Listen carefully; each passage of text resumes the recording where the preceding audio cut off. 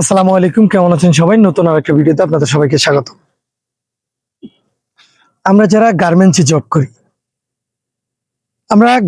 Job করি, আমাদেরকে অনেকে অনেক কিছুই ভাবে, অনেক বাজে মন্তব্য করে, বাজে বিহেভ করে আমাদের সাথে।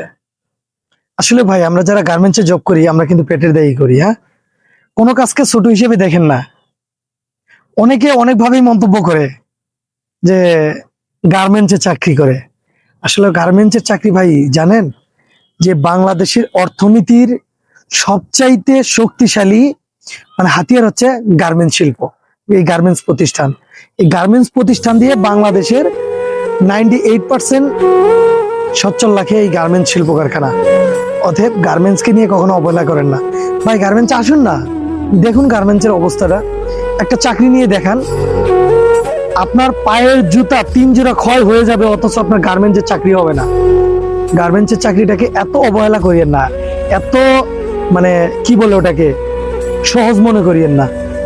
অতএব গার্মেন্টসের চাকরিটাকে একটু সম্মান দেন, তাহলে কাজ কখনো ছুটো না ভাই, বুঝছেন?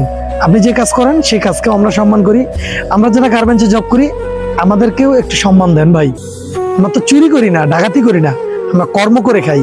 আমাদের কর্ম হয়তোবা অনেকেরই ভালো লাগে না, অনেকের কাছেই বাজে লাগে, কিন্তু ভাই কি করার, কি করব বলেন?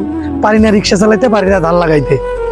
একটু গার্মেন্টসে জব করে ফ্যামিলিটা চালাচ্ছি, নিজে চলছি, এটা ভালো না?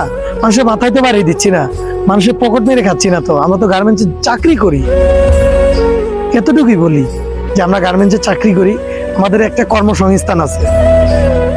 যারা এটা নিয়ে ব্যঙ্গ করেন না, তাদেরকেই বলছি কথাগুলো, কেউ মাইন্ডে নেবেন না। অনেকেই আছে গার্মেন্টসে যারা জব করে, তাদেরকে নিয়ে অনেক অবহেলা করে, এই শালা গার্মেন্টসে চাকরি করে, একটা লোক হলো নাকি? আসলে গার্মেন্টসের চাকরি করা কিন্তু খুব টাফ, খুবই টাফ। আপনি পারবেন না, আপনি চাইলেও একটা গার্মেন্টসে জব নিয়ে দেখাতে পারবেন না। অতএব যারা জব করে, যারা যে কাজই করুক, তাদেরকে সম্মান করুন। ইনশাল্লাহ আলহামদুলিল্লাহ দেখতে পারবেন যে আপনার জবকেও, আপনার কর্মকেও মানুষ সম্মান করছে। সম্মান কখনো মানুষের কাছ থেকে চেয়ে নেওয়া যায় না, অর্জন করতে হয়। আপনি যদি মানুষকে সম্মান করেন, মানুষ আপনাকে সম্মান করবে। আশা করি বিষয়টা বুঝতে পারছেন। ধন্যবাদ সবাইকে।